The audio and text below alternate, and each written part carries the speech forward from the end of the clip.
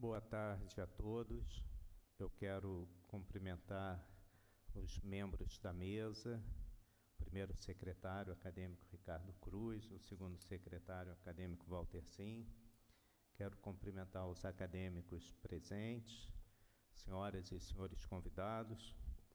Hoje nós temos uma tarde e início de noite muito importante para a nossa academia, para o ensino médico no Brasil.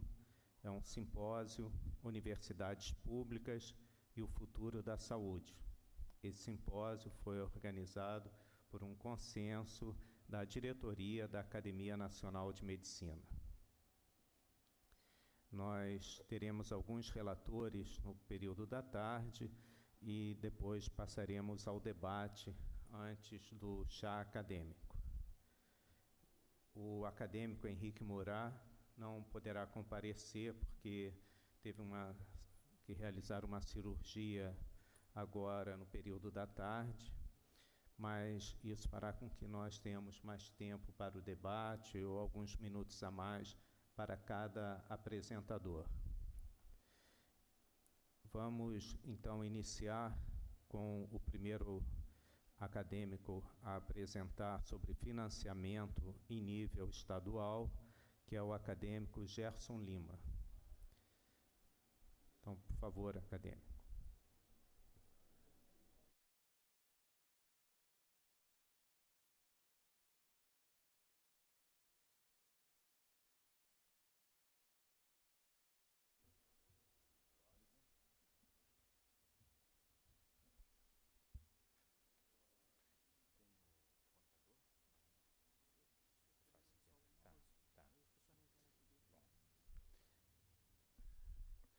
Bem,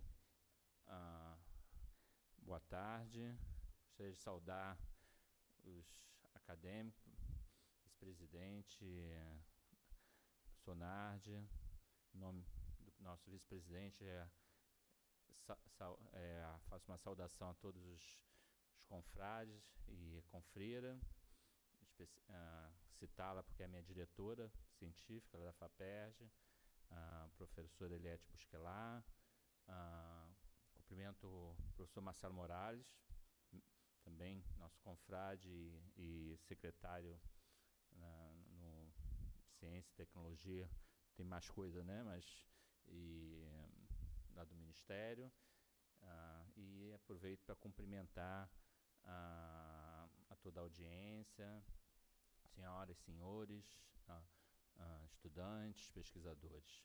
Bem, eu vou tentar ficar nos meus 12 minutos, e aí sobra mais tempo para a gente discutir. Então, o que me cabe aqui, então eu vou tentar ficar dentro da questão do Estado, mas como eu costumo falar muitas vezes, quando a gente fala salvar o Rio de Janeiro, significa salvar o Brasil. Afinal, vou elaborar um pouco mais sobre isso, né? Começo um quadro, né, um slide que é de conhecimento de todos, né? O que nós conseguimos nos últimos 30, mas especialmente nos últimos 15 anos, que é chegar num patamar a nível nacional em que o país chegou até a ocupar a 12ª posição, né? Agora está ali na 13ª, 14ª posição em termos de produção de conhecimento em periódicos indexados. Até onde eu saiba, esse é um dos melhores índices que temos, né? Além de sermos a 8ª economia do mundo. Então, é um número que a gente quer preservar, e eu acho que é por isso, né, mais uma vez, né, cumprimento mais uma vez essa iniciativa da academia de fazer uma discussão sobre né, não diria crise, né, mas problema atual que a gente tem certeza, eu sou um otimista, a gente vai tentar superar. Bem, além de, a gente já forma, acho que ano passado formamos 22 mil doutores, temos universidades de excelências na América Latina, né? As universidades brasileiras ocupam posição de destaque. O país é um país, obviamente, continental, então tem muitas universidades com uma inserção regional muito importante. Tem uma estrutura de ciência e tecnologia extremamente bem montada, né?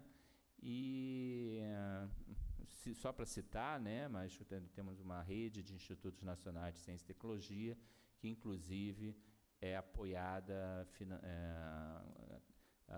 em parceria, né, tem uma parceria do MCTIC, do Ministério de Ciência e Tecnologia, com as fundações de amparo à pesquisa dos estados, né?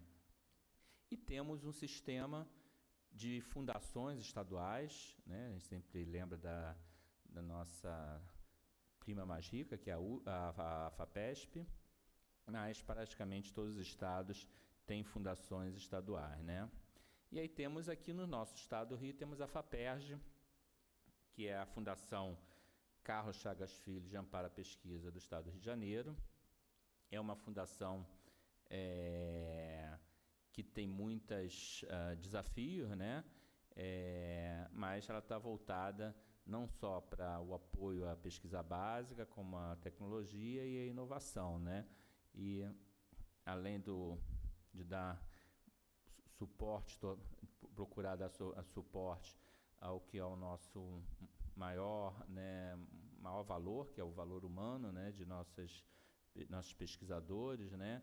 A gente tem como missão também tentar buscar essa interligação entre ciência, tecnologia, inovação e sociedade. E, claro, sempre tentando avaliar os impactos, né? A FAPERJ, vou falar o momento atual, né? Eu estive na posição da ELIET por um tempo, talvez excessivamente longo, né? 15 anos. Era uma posição até mais confortável, né? E está agora na presidência, e é um desafio grande, mas, como eu já mencionei, eu conto não só com os diretores, mas com todos o quadro de funcionários da FAPERJ. E para esse ano, quando eu tive o convite, a gente tem a perspectiva de ter um orçamento de 520 milhões de reais, que são os 2% da arrecadação líquida do Estado, e o orçamento autorizado, né, pela Secretaria de Planejamento é de 494 milhões. Qual é o nosso desafio, né? A FAPERJ, na década de 90, que não está nesse gráfico, ela tinha um orçamento da ordem de 20, 25 milhões. Até os anos ela teve um período inicial de crescimento, né, no início dos anos 2000, chegou a um patamar perto dos 100 milhões, e a partir de 2007, com, né, a dotação dos 2% da arrecadação líquida, a curva em vermelho é o quanto que é empenhado, ou seja, o quanto que a gente destina para os projetos, em azul, o quanto é pago. Eu digo que sempre nossa diferença entre a FAPERJ e a FAPESP é que lá, quando empenha, o dinheiro já está lá na conta da FAPESP, né? Aqui a gente tem que ficar convencendo o secretário de Fazenda, etc., né? Enquanto estávamos bem, chegamos a esse patamar só com recursos da FAPERJ da ordem de 400 milhões, se somados aos recursos de convênios com o CNPq, com o Ministério da Saúde, etc., chegamos a perto aí dos 500 milhões. Com a crise, houve essa queda e, enfim, a gente chegou aqui, que eu espero que tenha sido, de fato, o fundo do poço, né? Que foi chegar a um orçamento, sair de um orçamento de quase 400 milhões, executados para perto de 160 milhões. Ano passado houve uma pequena melhora, mas, obviamente, para a nossa administração agora, a gente tem que lidar com o futuro e com a integral, né, a diferença desses valores aqui, que somam em torno de 370 milhões, que eu vou comentar mais atrás. Bem, mas é claro que a gente tem que convencer, mas será que esses recursos são necessários, ou quando eles foram maiores deram resultado? É que eu brevemente aponto aqui algumas conquistas, alguns avanços na ciência fluminense, a excelência na pós-graduação. Na última avaliação quinquenal, o Estado do Rio aumentou o número de cursos 6 e 7, a excelência na pesquisa, que houve um crescimento, não só em número, né, de artigos, mas também houve uma melhora do impacto, da qualidade. Aqui mostrar as diferenças entre os estados, né? A gente vê que na pós-graduação, o Rio de Janeiro, que está em vermelho, ele tendeu a crescer, mesmo já em 2017, quando teve a última quadrienal, mas lembrar que a gente vinha de um passado, olhando aqui para o retrovisor, né? Temos 4 universidades entre as 20 melhores do país, medido por diversos ranqueamentos. Temos atraído centro de pesquisa, somos sede de 20 institutos nacionais, dos 101 institutos que existem no país como um todo, né? Então, o Rio de Janeiro sempre representa em torno de entre 20% e 25% da produção de conhecimento, né? Então, alguns índices são um pouco para mais para baixo, outros são um pouco mais para cima, né? Temos institutos de pesquisa, né? Não dá para listar todos, né? Temos a sede da Fiocruz, temos institutos de excelência, como o INPA, que nos deu um prêmio Nobel da Matemática, CBPF, LNCC, enfim, muitos, né? Cientistas premiados, pesquisantes renomados, né? E excelência em várias áreas, né? Eu citei aqui doença negligenciada, mas poderia citar outras como pré-sal, etc. Quais são os desafios, né? Que eu já adiantei. Primeiro que eu tenho um orçamento de 494 milhões e tenho que lidar com esses 370 milhões, entre outras. A gente tem tido um contato muito intenso com o governo federal, tanto no passado, mas renovando agora, né, especialmente com o MCTIC, mas também com o MEC e com o Ministério da Saúde. Queremos continuar estabelecendo a rede, fazer editais importantes, como foi um edital recentemente de apoio emergencial ao Museu Nacional. E, claro, buscar parcerias, né? A gente sabe que, principalmente para fazer a translação do que tudo que de excelente está sendo feito nas nossas instituições, precisamos ter parcerias com o setor privado. Uma das nossas ações é no sentido de estamos assinando, provavelmente semana que vem, um acordo de cooperação com a empresa brasileira de pesquisa e inovação industrial, a Embrapi, né? Os recursos que temos que lidar no nosso passado são da ordem de 374, numa primeira avaliação são 300 milhões, e houve uma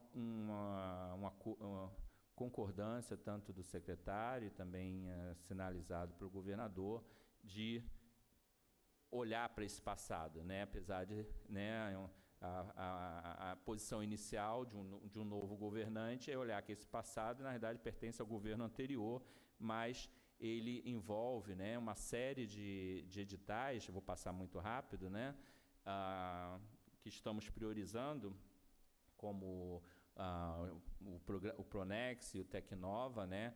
Então, já em primeira mão, acho que a gente, já olhando para o nosso secretário, que foi diretor do CNPq, vamos pagar o Pronex, vai estar na conta dos pesquisadores, provavelmente, semana que vem.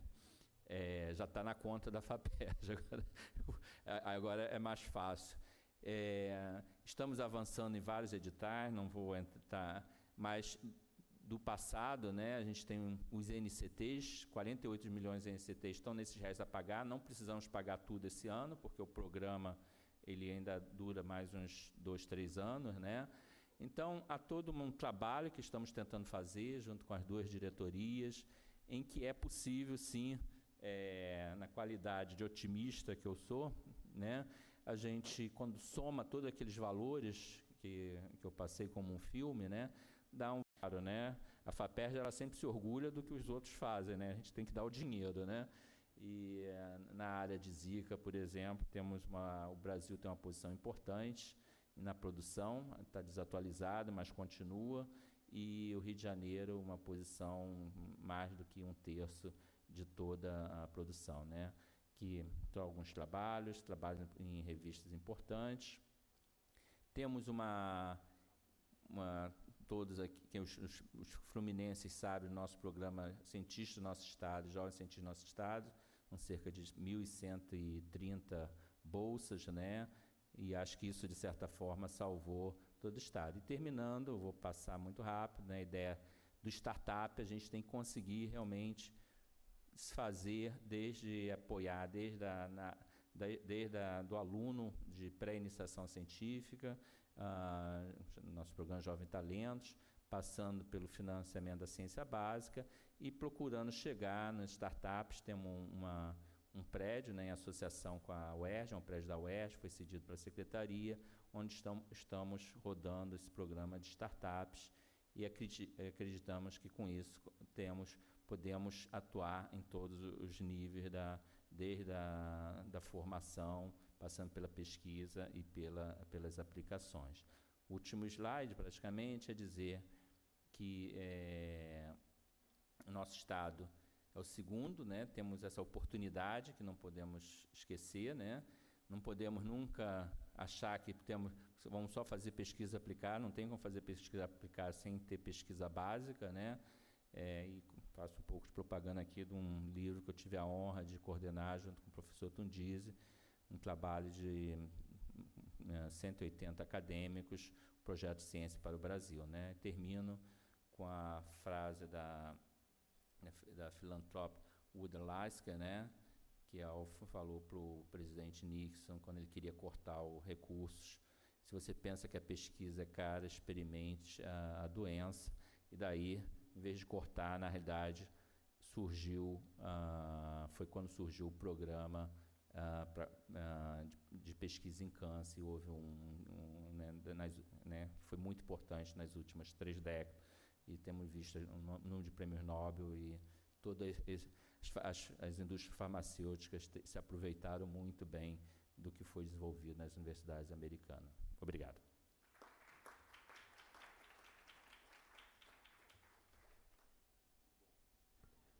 Quero agradecer ao acadêmico Gerson Lima, hoje na direção da FAPERJ.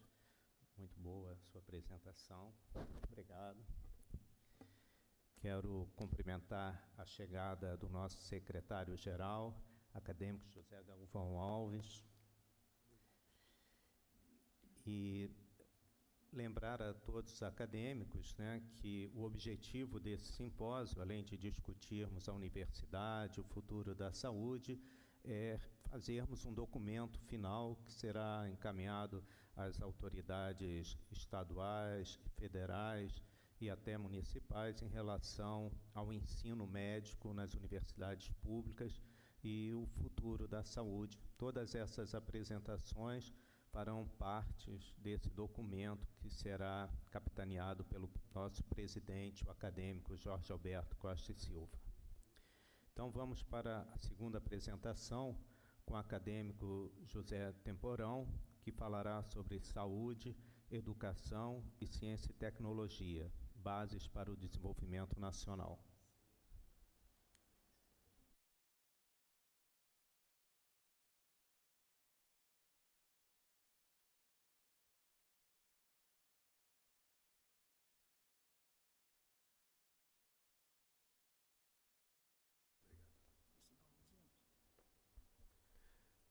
Muito boa tarde. Quero cumprimentar nosso presidente, presidindo essa sessão, queridos acadêmicos e acadêmicas, convidados. O que deu origem, na verdade, a essa sessão foi uma forte inquietação dos acadêmicos com o que passa em nosso país no campo da educação, e eu, ao ser convidado a expor aqui minha visão do que estamos vivendo,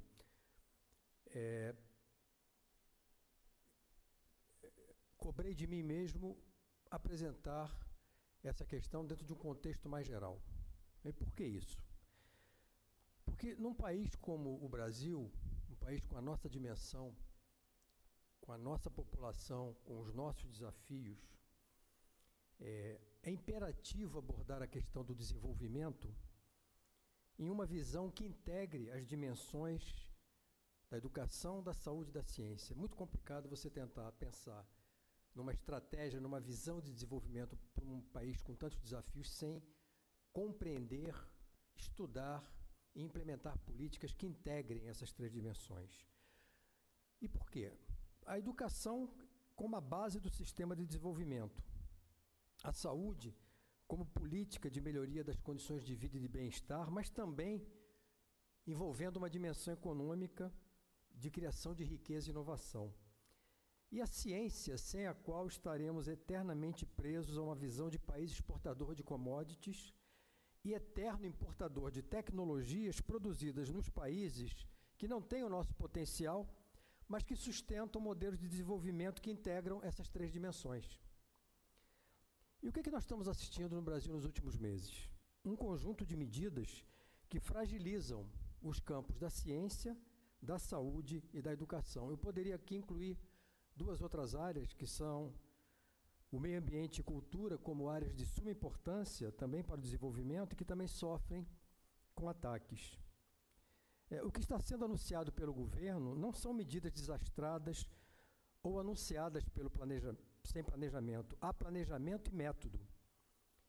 O ideólogo por trás de muitas dessas medidas, no campo da educação, por exemplo, é o astrólogo. Eu usei esse termo por falta de qualquer outra possibilidade de definir sua ocupação, Olavo de Carvalho. Os senhores devem saber que uma das atividades desse cidadão é a de divulgar fake news sobre vacinas, entre outras aberrações. Pois bem, hoje nossa política educacional sofre forte influência dessa figura. O que nós estamos assistindo do ponto de vista de conteúdo? Na educação, além dos cortes dramáticos anunciados, temos uma política que estimula que as crianças sejam educadas em casa.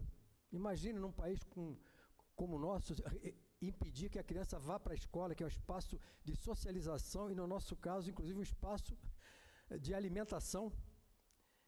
A criação de escolas militares em todos os estados, a relegação a segundo plano, eu diria mais, perseguição do ensino da filosofia, da sociologia e das ciências humanas em geral.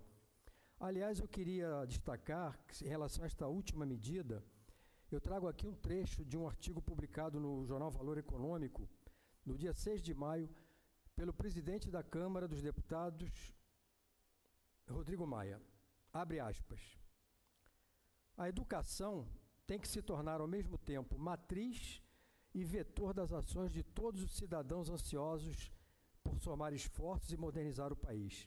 É obsoleta e inútil a tentativa de criar um gueto chamado de escola sem partido, reduzindo a amplitude e a firmeza com que temos de mergulhar nesse tema.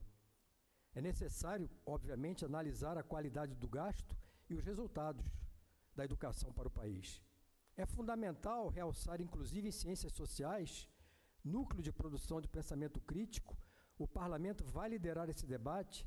É preciso apostar na melhoria da qualidade dos cursos de filosofia, antropologia, sociologia e ciências humanas em geral. Fecha aspas. E na saúde? Bom, na saúde nós temos a emenda Constitucional 95, que congelou os gastos sociais por 20 anos, não é?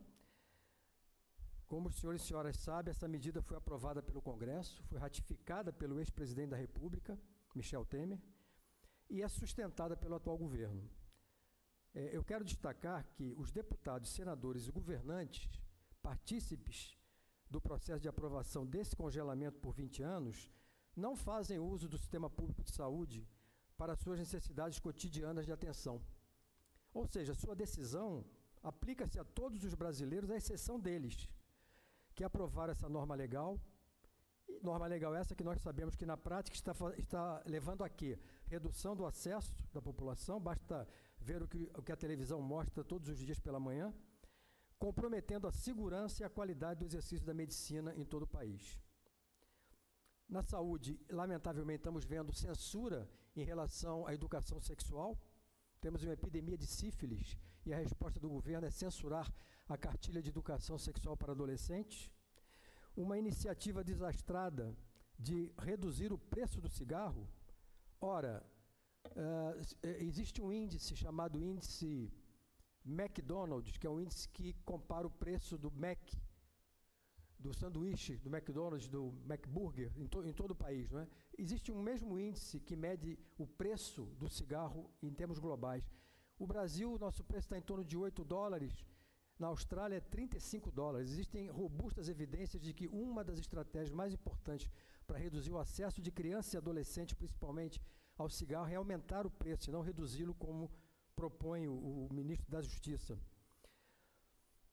E agora, uma lei aprovada de redução de danos no caso do uso de drogas, que introduz como estratégia a abstinência e a contratação de comunidades de cunho religioso para tratar dos dependentes. E na ciência? O desmonte da ciência nacional acabou virando assunto de publicações estrangeiras como Nature, Science e outras.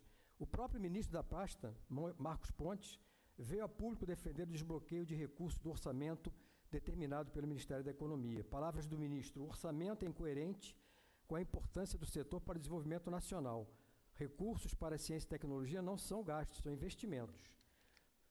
Todos os países desenvolvidos, quando estão em crise, investem mais no setor, afirmou o ministro em audiência no Senado. Então, considerando todo esse quadro, é fundamental que esta casa reafirme seu compromisso histórico com a saúde, com a ciência e com a educação deste país.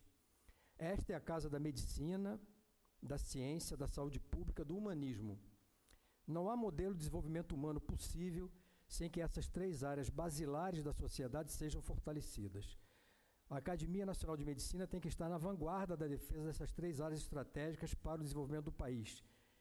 E, diga-se de passagem, que esta casa talvez seja a única instituição que é afetada diretamente de modo conjunto pela educação, pela saúde e pela ciência. Nos cabe, portanto, exercer uma crítica sólida e firme e propor medidas que introduzam o mínimo de racionalidade neste debate, nos juntando às demais iniciativas setoriais, como da SBPC, da Academia Brasileira de Ciências, de entidades universitárias e de entidades da área de saúde. Eram esses meus comentários, senhor presidente. Muito obrigado.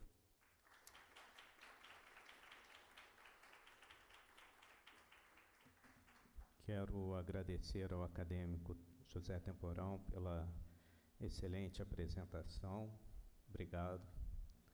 Certamente suas palavras serão muito úteis para a realização do documento final. E vamos chamar então o próximo acadêmico, o acadêmico José Osmar Medina, que falará a Academia Nacional de Medicina como protagonista.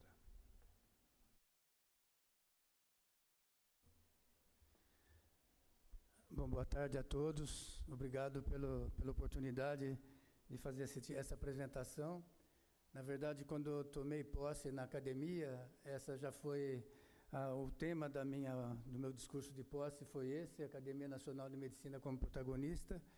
E eu sempre achei que a academia, nós gastamos muito tempo aqui prestando atenção quando tem alguma apresentação, quando tem aula, quando tem dia do rim, mas nós não funcionamos, não trabalhamos como um parlamento.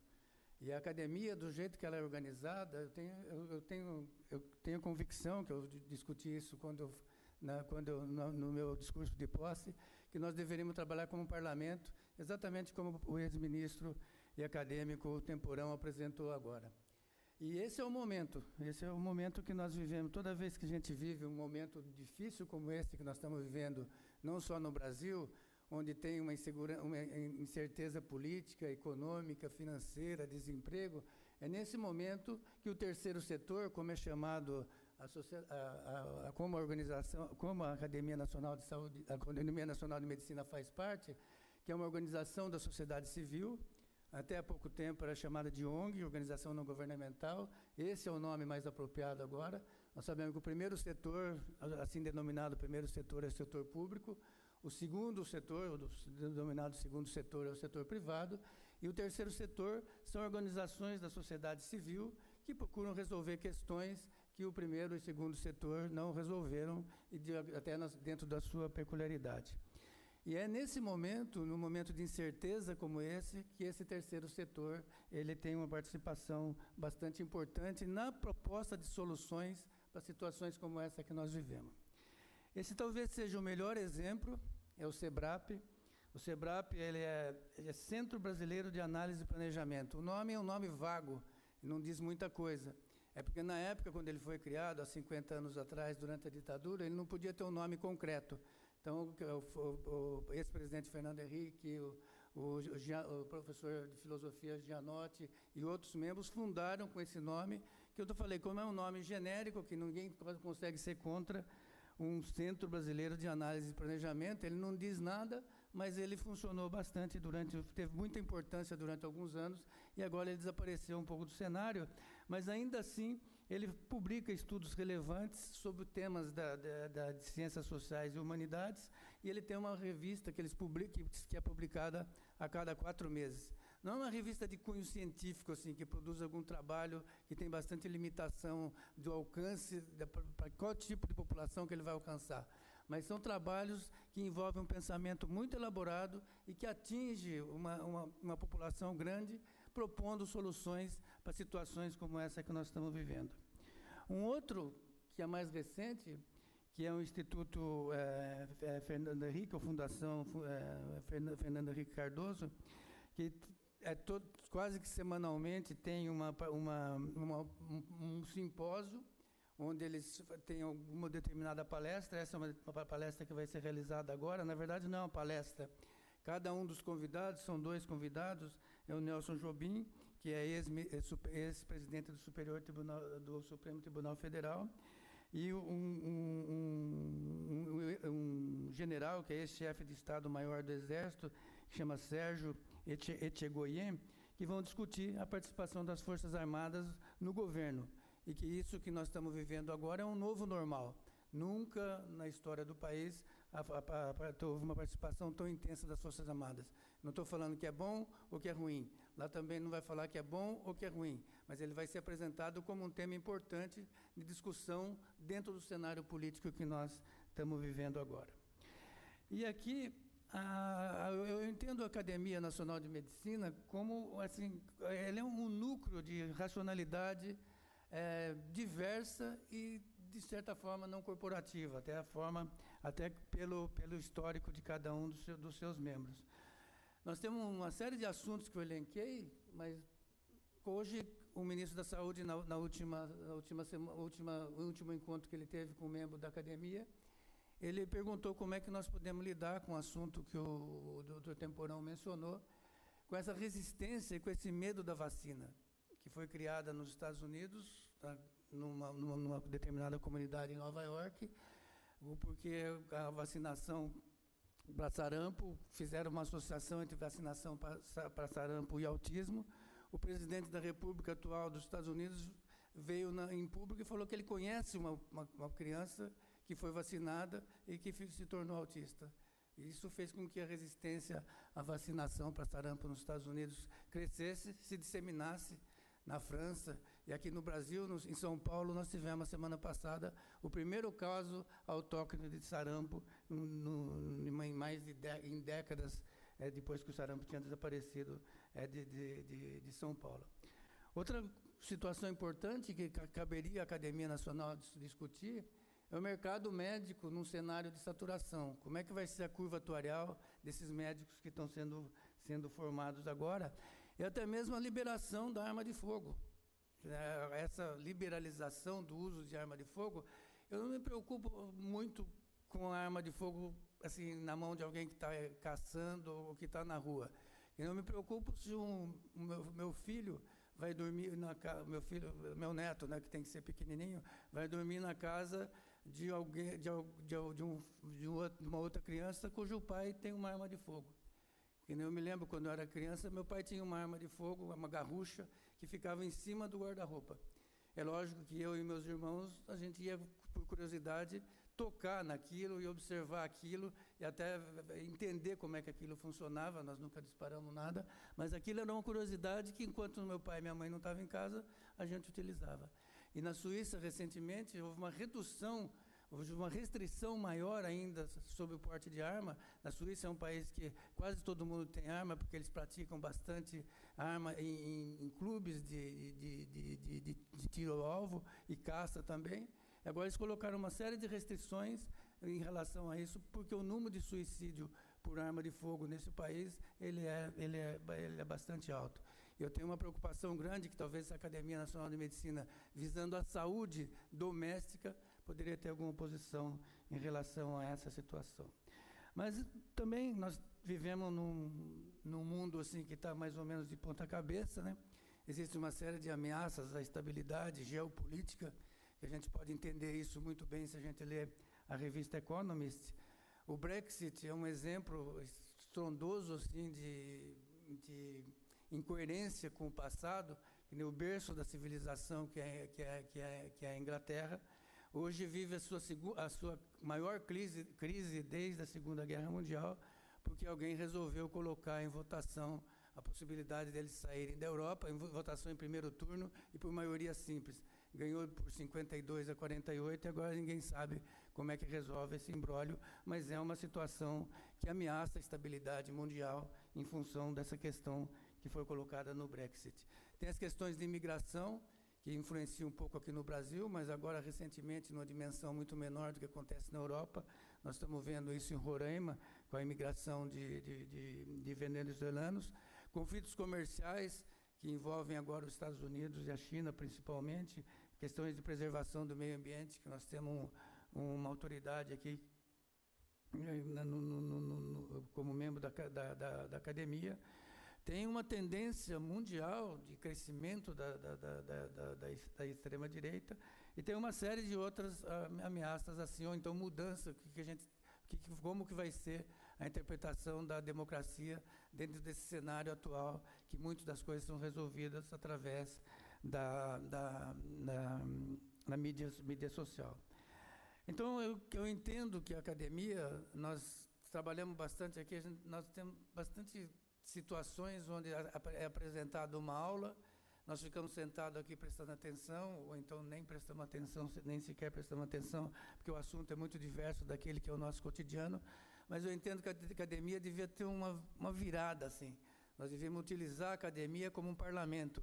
E nós começamos a discutir questões de geopolítica ou questões onde a academia efetivamente pudesse influenciar, dando muito sentido, assim, dando muito valor às palavras, da forma como o ex-ministro Temporão apresentou, assim, uma série de sugestões que podem, de maneira efetiva, levar a alguma modificação nesse cenário, alguma proposta de modificação no cenário que nós vivemos, tanto no Brasil como no cenário internacional. Então, muito obrigado pelo convite mais uma vez. E desculpe se eu fui muito objetivo, mas eu entendo que a academia, a função da academia não é os acadêmicos sentarem aqui, prestarem atenção numa aula ou prestarem atenção no dia do rim, mas nós devemos trabalhar como hoje, nós estamos trabalhando como essa sessão de hoje, ela devia ter repetida sistematicamente, para discutir coisas objetivas, onde efetivamente nós podemos contribuir, além de prestar só atenção. Muito obrigado.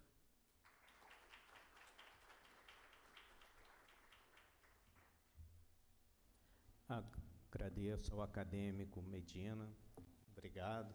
E realmente essa sua proposta de cada vez mais a academia se tornar um parlamento é algo que vem sendo muito apoiado pela direção atual.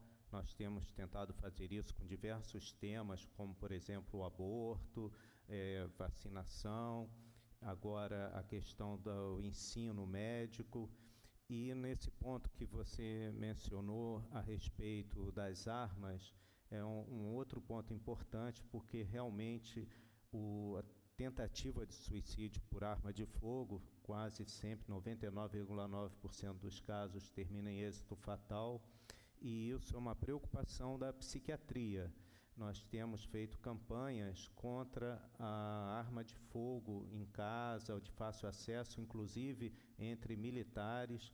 Há campanhas, por exemplo, no Exército Brasileiro, para as pessoas com depressão não terem acesso à arma de fogo.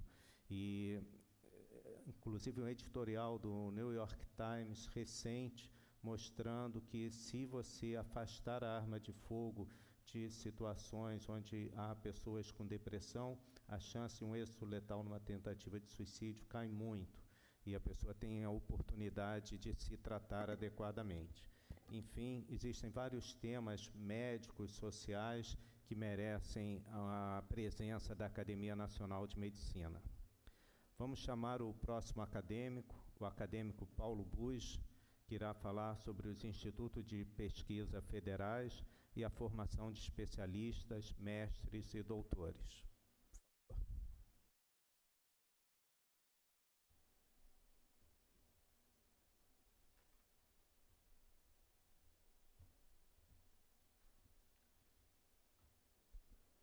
Boa tarde à mesa, diretora dos trabalhos, meus confrades, amigos, queridos confrades, querida confreira, convidados e público desse debate tão importante, que a academia, no seu papel bissecular praticamente, toma novamente para si esse debate em torno desse tema tão grave que nos afeta a todos, que é a crise, digamos, do financiamento das universidades públicas, por um lado, e, por outro, do financiamento, basicamente, da educação, como, então, o financiamento das universidades públicas e o financiamento da pesquisa, seja pela questão das bolsas, seja pela própria questão do financiamento. Eu não pertenço a uma universidade, como todos sabem, eu sou membro da Fundação Oswaldo Cruz, que é um instituto federal de pesquisa, um instituto nacional, e, por isso, meu título diz respeito a esse tema, falando da formação. Mas vício de sanitarista, né? Eu não consigo falar de um tema sem situá-lo numa situação maior, um pouco como fez o Medina, né, e o próprio Temporão, e o Gerson, no momento que ele apresentou os dados, ele também, sobre a FAPERJ, ele também, digamos, contextualizou a informação. E a minha contextualização é muito rápida. Essa apresentação, que eu não vou fazer, eu vou usar apenas alguns slides dela, eu fiz essa mesma apresentação há poucos dias na Academia Brasileira de Ciência, que discutia exatamente a questão da Agenda 2030, como a ciência pode ajudar o desenvolvimento e traduzir o desenvolvimento pela Agenda 2030 das Nações Unidas sobre o desenvolvimento sustentável. E eu fiz uma palestra, enfim, sobre saúde, mas também não descontextualizada do que mais grave é para a saúde das pessoas, que é a pobreza e as desigualdades, e que são fartas no nosso país e que são fartas na América Latina e no Caribe. Então, eu não sei como é que eu só coloco aqui. Onde é o... Essa setinha. Tá. Eu só queria mostrar alguns dados. O primeiro deles é que nós, entre 92 e 2007, nos últimos 2 ou 3 anos, praticamente depois do impeachment da Dilma Rousseff, da presidente Dilma Rousseff, nós temos esse quadro que não é meu, é um quadro do Banco Mundial, uma inflexão para cima da pobreza no Brasil. Isto é, a pobreza e a extrema pobreza cresceram substancialmente para os padrões que vinham sendo verificados nos últimos 2 anos, que corresponde, portanto, aos governos Temer e agora confirmado substancialmente pelo governo Bolsonaro. Essa pobreza, são esses números, ela aumentou 3% no Brasil entre 2014 e 2017, atingindo hoje 21% da população, ou seja, 43 milhões e meio de pessoas. Isso significa que nós agregamos ao estoque de pobreza 7 milhões de pessoas nos últimos, de 17 a 19, nos últimos 2 anos. Isso é uma coisa extremamente grave. Quem quiser os detalhes desse estudo estão aí referidos. É o estudo do Banco Mundial de abril de 2019, chamado Efeitos dos Ciclos Econômicos nos Indicadores Sociais da América Latina, quando os sonhos encontram a realidade. E as razões principais vocês vão reconhecer imediatamente, né? A forte recessão causada pelas políticas de ajuste fiscal e austeridade, já mencionado aqui pelo Medina e pelo Temporão também, essa história, digamos, do congelamento do gasto público final, né, durante os próximos 20 anos. Isso é, na prática, traduzido por todas essas questões que nós estamos vendo agora, digamos, o desmonte do Estado como promotor da igualdade, como promotor da equidade e como promotor, digamos, da inclusão social, né, em nome de uma possível mão invisível do mercado, que já foi abandonada até pela escola de Chicago, né, mas nós temos ainda alguns féretros ambulantes da escola de Chicago no nosso país, ainda defendendo ideias que nem o Milton Friedman, na verdade, defendia, porque ele era um economista brilhante. E também, entre as razões principais, né, estão, e eu acrescentei aqui, né, quer dizer, ajuste fiscal e austeridade impostas pelo governo Temer no período pós-impeachment. E o Banco Mundial alerta, e nós temos que ter muita atenção para isso, é o Banco Mundial, é a autoridade Bretton Woods, né, a restante, junto com o FMI, que os programas sociais podem ser os mais eficazes amortecedores dos choques econômicos.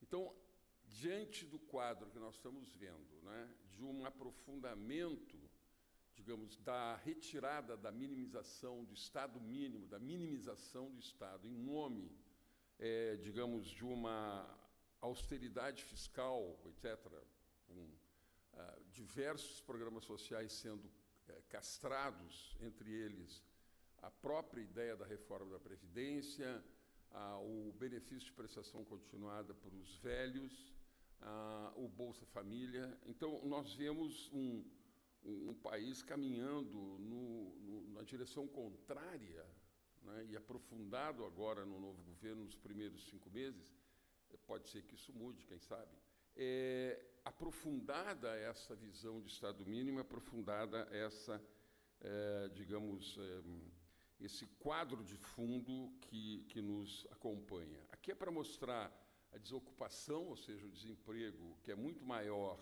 entre os pobres, né, que são esses 2 gráficos, e mostrar algumas dessas consequências. Quer dizer, nós temos recentemente a perspectiva de um aumento da mortalidade materna em 26 estados, isso ocorreu em 2015 e 2016, e a outra palavra-chave está à direita, embaixo, é desigualdade. Quer dizer, quando nós olhamos o mapa do Brasil, nós vemos que essa mortalidade materna ela é muito mais alta no Norte e no Nordeste, né? A mortalidade infantil, que tinha um belíssimo movimento de decréscimo quase histórico e constante, nós verificamos um crescimento nos últimos 2 anos. E a mortalidade infantil é o indicador mais sensível do sofrimento das famílias. É o indicador proxy da desigualdade proxy, digamos, dos determinantes extrasetoriais da saúde. É o primeiro indicador, é a mortalidade infantil, depois vem a mortalidade de menores de 5 anos e outros indicadores. Então, nós, como profissionais de saúde pública, a preocupação é enorme. E, de novo, no lado agora direito do slide, vocês veem sobre o mapa do Brasil a palavra desigualdade. Isto é, de novo, nós vivemos um território extremamente desigual. Bom, o que eu queria mostrar dessa apresentação era isso, para falar agora da questão que nós estamos vivendo em relação aos institutos públicos, em relação à pesquisa, em relação à questão das bolsas. E o apelo que eu vou fazer para que essa academia faça uma manifestação pública, corajosa, concreta, bem construída, porque ela é uma autoridade bissecular que sempre falou aos governantes e sempre falou com a sociedade civil e suas instituições co-irmãs, né? A ABC já se manifestou, a SBPC já se manifestou. Nós temos que buscar agora que a nossa academia também se manifeste. E eu queria mostrar um último slide, porque é bem importante, já errei tudo aqui, como sempre, mas, enfim, que é um slide importante do que aconteceu há pouco tempo no Brasil. Quer dizer, quando nós tivemos uma expressiva política que, digamos assim, houve um reconhecimento global, mundial e mesmo nacional de grande expressão para combinação de políticas sociais que incluiu o Bolsa Família, por um lado, né, que digamos, a contribuição 6% do orçamento nacional para tirar 50 milhões de pessoas da pobreza extrema em que viviam, da pobreza estrutural, quer dizer, da pobreza gerada não por moto próprio, mas pela estrutura político-econômica e social que condiciona essa situação para as famílias pobres do Brasil, né?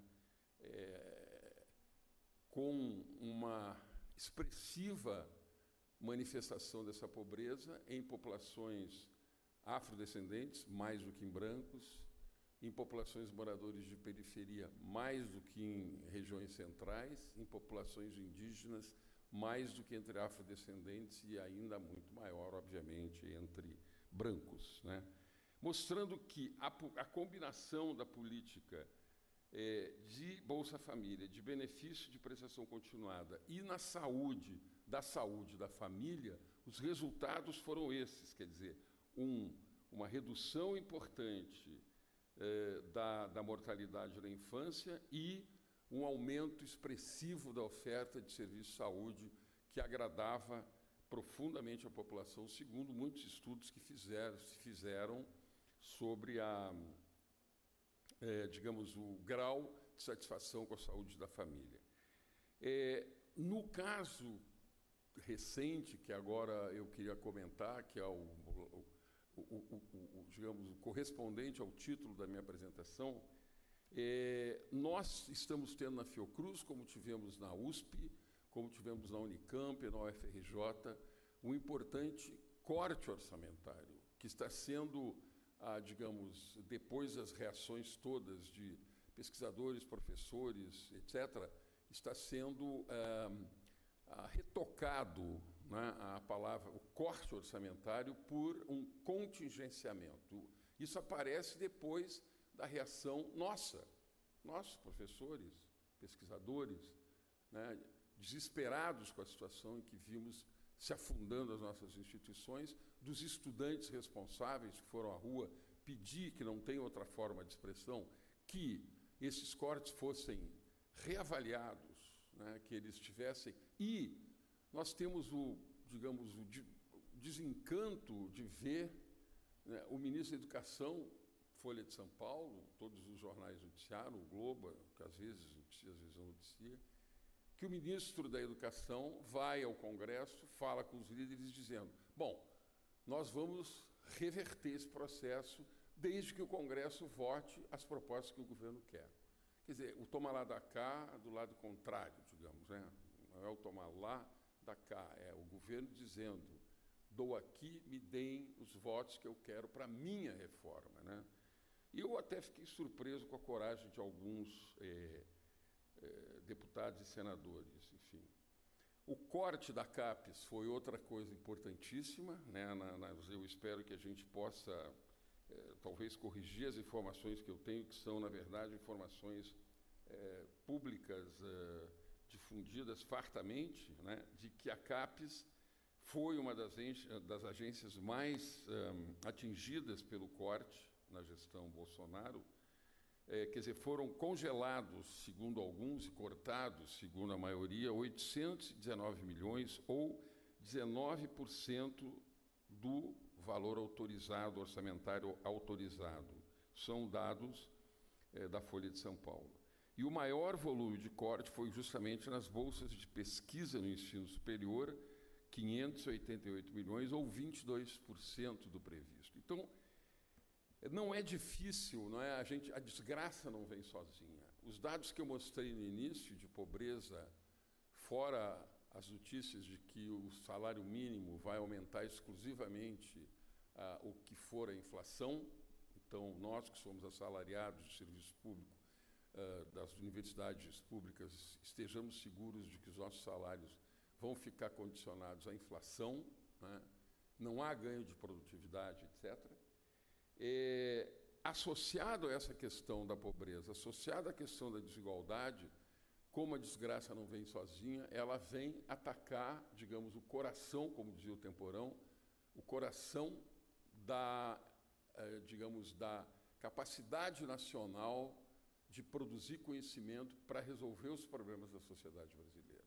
E para, digamos, de certa maneira, eu diria, e aí eu acho que o Gerson e o MM devem saber bem melhor do que eu, isso pode afetar definitivamente muitos projetos de pesquisa.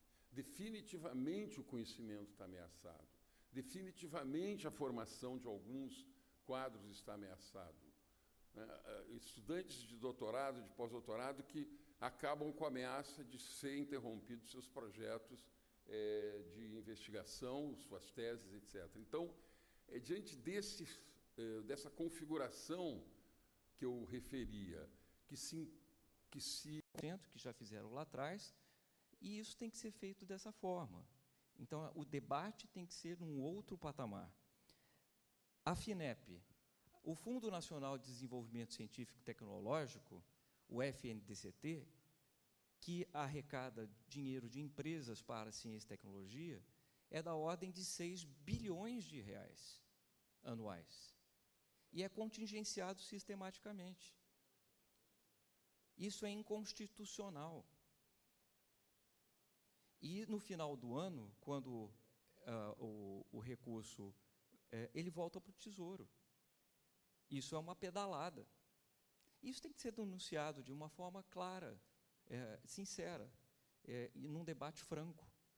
Então, como que nós temos que dialogar com o Congresso e falar dessas coisas? Essa academia tem um potencial enorme de chegar ao Congresso e dizer, olha, nós temos que descontingenciar o FNDCT.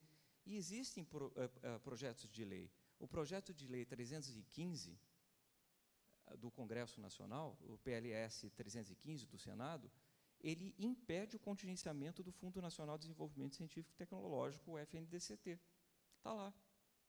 E nós precisamos falar com os nossos parlamentares do Rio de Janeiro, de São Paulo, de vários estados, e os senadores, que temos que aprovar esse projeto de lei. Em relação à FINEP também, teve um movimento da Secretaria Executiva passar para o Ministério da Ciência e Tecnologia, e sobre esses pontos, senhor presidente, que eu gostaria de que nós discutíssemos os pontos fundamentais. CAPES contingenciamento no Ministério da Ciência e Tecnologia, as universidades, como resolver esse problema, da FINEP, do Fundo Nacional de Desenvolvimento de Ciência e Tecnologia, e trazer soluções. Nós temos 25% do fundo do pré-sal, social do pré-sal, que ainda não foi destinado. Existe um projeto de lei no Congresso Nacional que pode destinar esses 25% do Fundo Social do Pré-Sal para a ciência e tecnologia. Nós temos que colocar esse dedo e estimular os nossos senadores e congressistas em relação a isso. Nós temos um outro projeto de lei, que teve a lei dos fundos,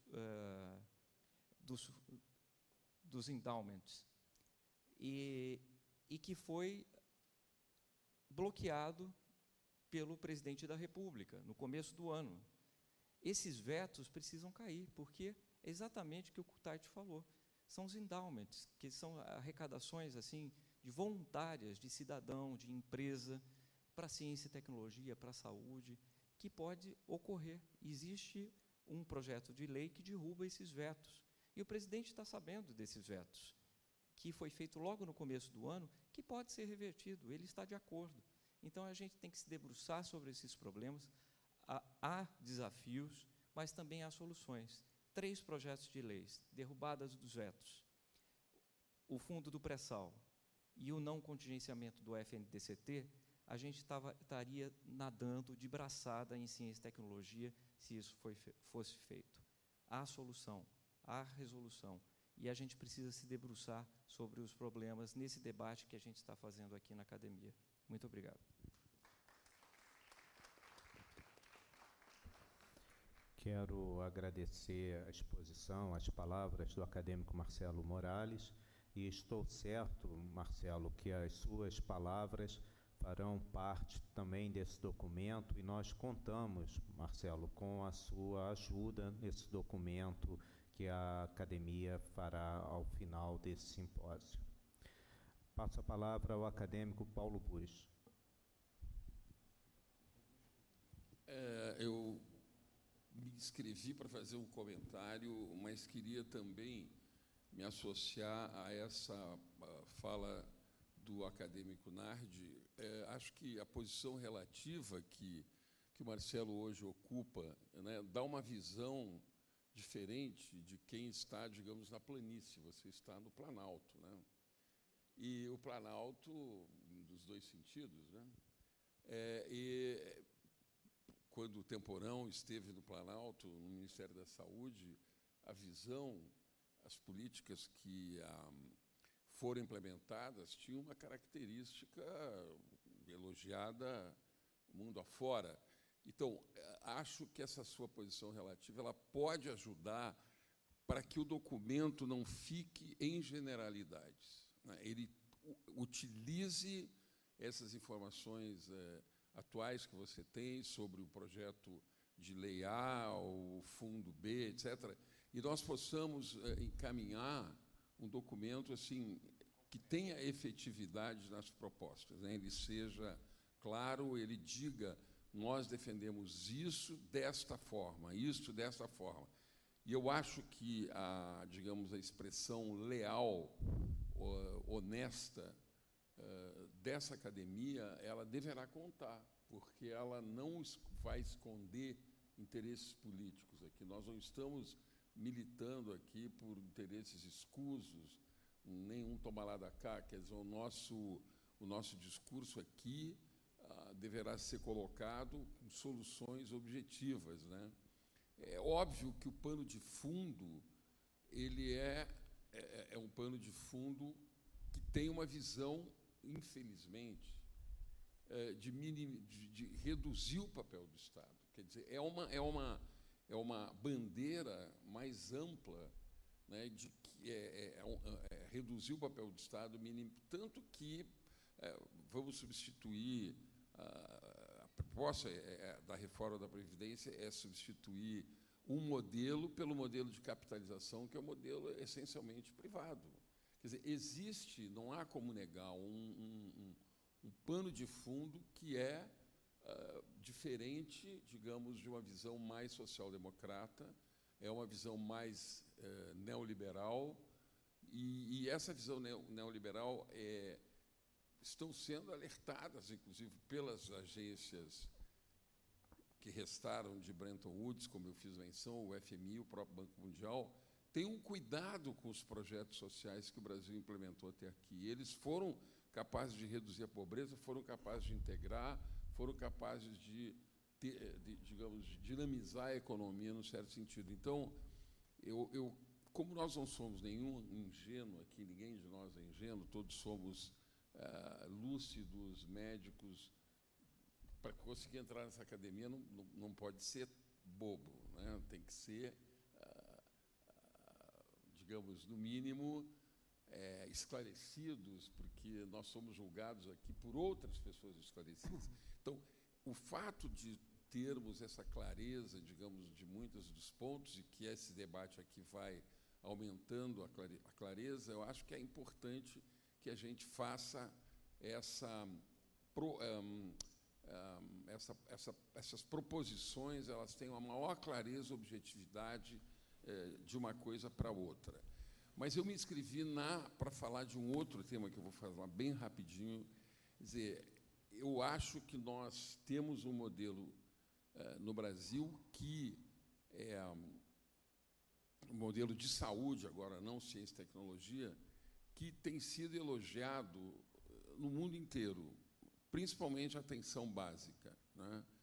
Nós não usamos a atenção básica. Classe média, em grande parte, que é quem vocaliza nos meios de comunicação, ou por meio deles, né, não utiliza atenção básica, não utiliza a saúde da família. A minha empregada utiliza. A empregada nossa, quem tem ainda, né, porque para ter uma empregada hoje é um luxo. Então, para a diarista, os programas de saúde da família, eles têm se qualificado muito a atenção no Brasil. E a atenção primária, que foi lançada como grande ideia em 78, na Conferência de Alma-Ata, teve, no ano passado, eu tive a oportunidade de ir a Astana, no mesmo Cazaquistão da Alma-Ata, agora o lugar chama Astana, capital. A renovação da atenção primária é um fato real. O Raul levantava essa ideia, né, digamos, de que medicina nós precisamos, ou que atenção à saúde nós precisamos para o Brasil. É evidente que nós temos que ter o Sírio, é evidente que nós temos que ter o Einstein, é evidente que nós temos que ter o INCOR, o INCA, mas nós precisamos um sistema de saúde que tenha a atenção resolutiva para 90% das coisas, né? E o programa de saúde da família tem sido isso.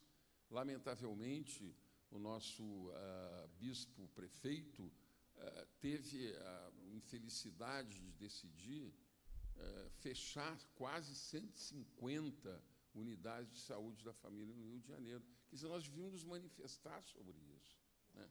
O Mário Covas, o Bruno, está agora dizendo que não vai renovar.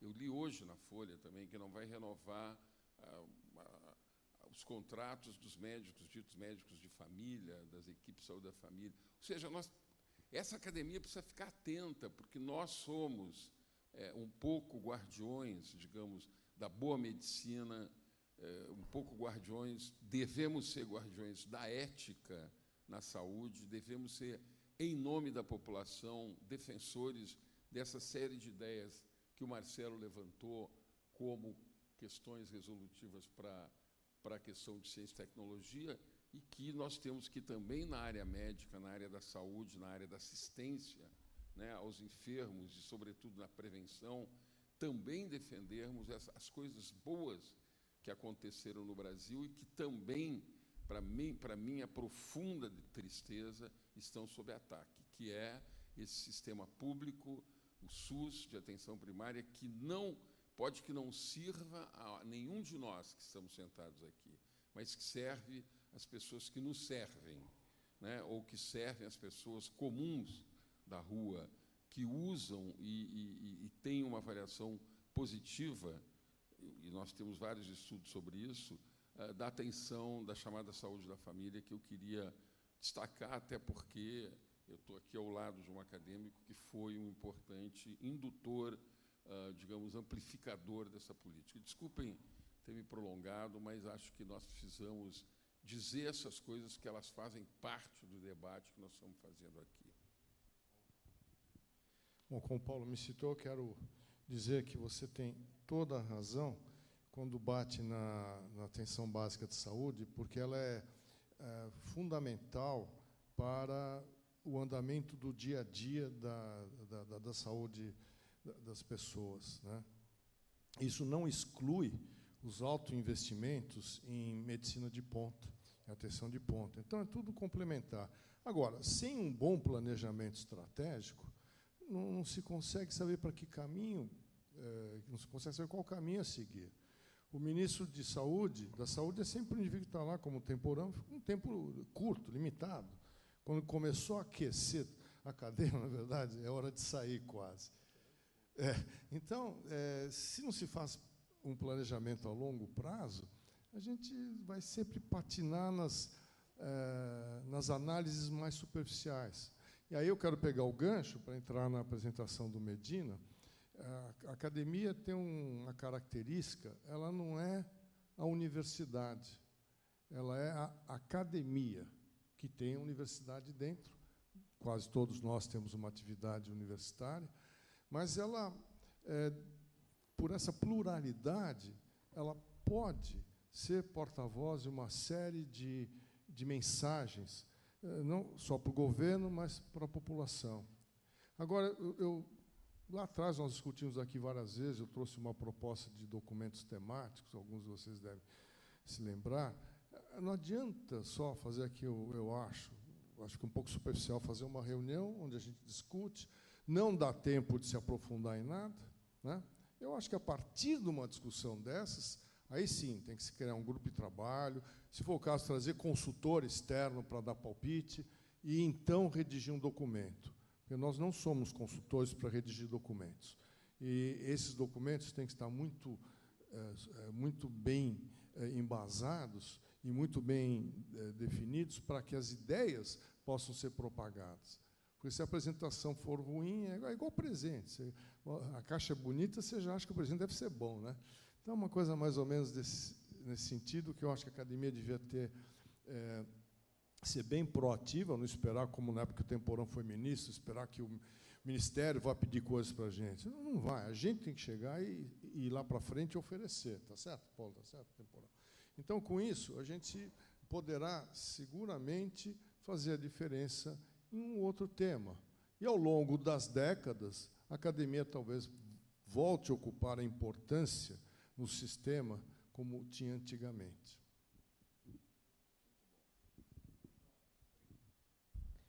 Obrigado pela participação de vocês. Tudo que está sendo citado aqui está sendo anotado e gravado. Tudo isso participará do documento final. Passar a palavra ao acadêmico Ricardo Cruz. Senhor presidente em exercício, senhoras confreiras, senhores confrades, ilustres convidados, eu vou ser breve. A diretoria da Academia Nacional de Medicina, quando organizou esse debate, teve o cuidado de dar 1 hora na primeira parte para a discussão e 1 hora na segunda parte para a discussão, exatamente para tentar contemplar toda essa expectativa que se tem.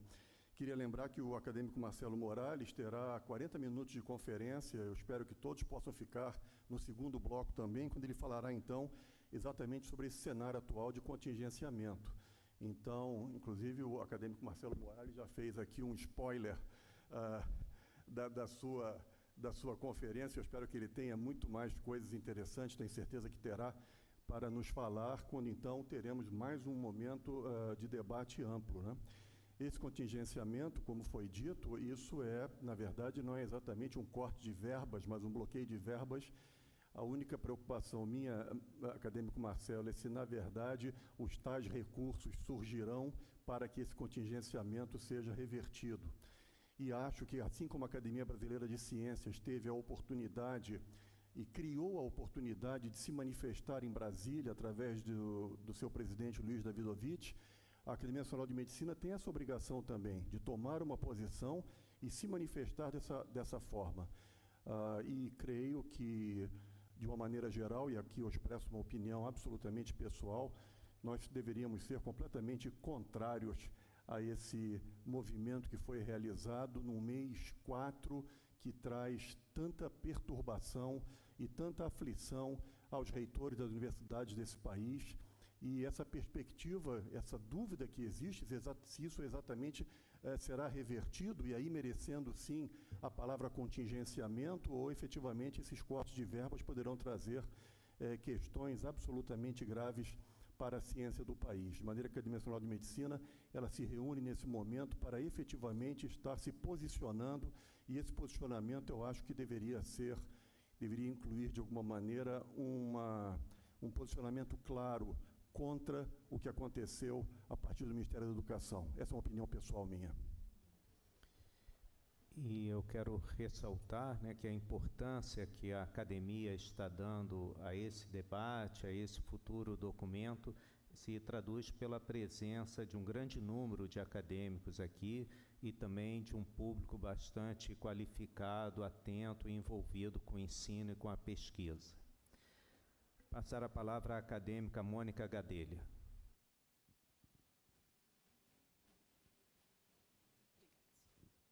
Boa tarde a todos, senhor presidente em exercício, senhores secretários, caros confrates, senhores convidados.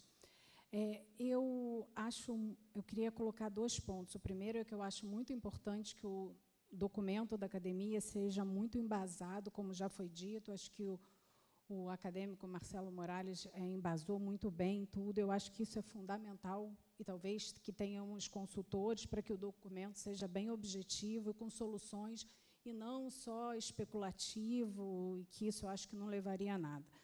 Um ponto que eu queria trazer para a discussão envolve mais a graduação, e eu queria até aproveitar a presença do professor Medronho e pedir a opinião e dos professores da UERJ, que tem o sistema de cotas há mais tempo, e saber se há uma avaliação na UFRJ e na UERJ da implicação que houve a entrada das cotas.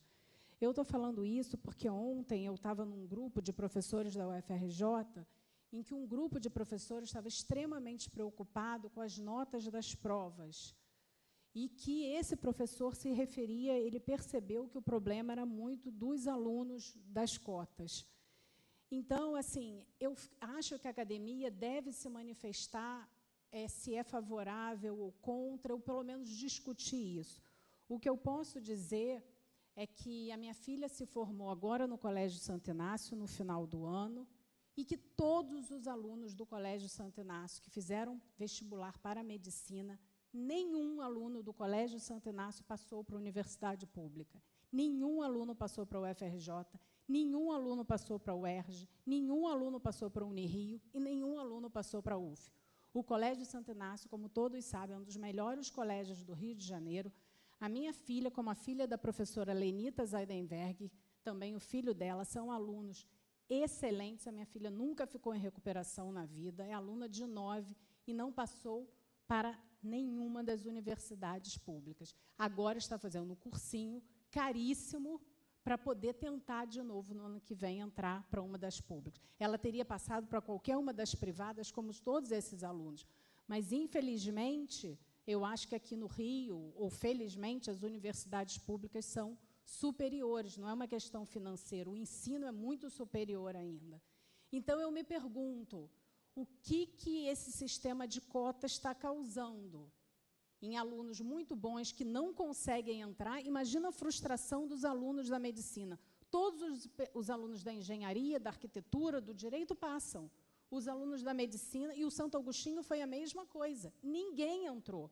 Não teve um aluno que conseguiu entrar. Que sistema é esse que a gente está vivendo, que alunos excelentes que ficam 11 anos num colégio, só tendo nota alta, não conseguem entrar para uma universidade? Então, o que é isso? O que a gente fala? Foi o que eles me perguntaram, eu como professora. O sistema está certo?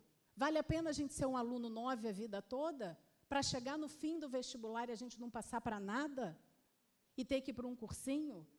Então, assim, eu queria muito ouvir a opinião da academia, talvez ouvir o professor Medronho sobre o sistema de cotas. A UERJ tem cotas há mais tempo. Nesse grupo de ontem foi citado que a UERJ já fez uma avaliação sobre isso. Não sei se a UFRJ já fez, mas eu acho que a academia, já que a gente está discutindo graduação e pós-graduação, devia ter uma análise do que a gente está fazendo com o aluno. Entendeu? Então, se possível, eu gostaria de ouvir. Não sei se a gente pode passar a palavra ao professor Medronho. Peço licença ao nosso presidente em exercício. Professor Medronho, o senhor pode responder à acadêmica Mônica Gadelha, por favor.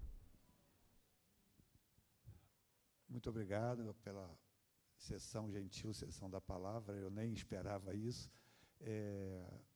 Senhor presidente, demais membros da mesa, confrades e confreiras da nossa igreja, academia, a UFRJ, não a medicina, tem um estudo, a UFRJ tem.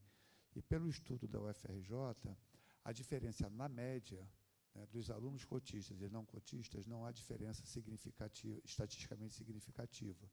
E a tendência da média, com o passar dos anos, ela tende a se afunilar para a igualdade.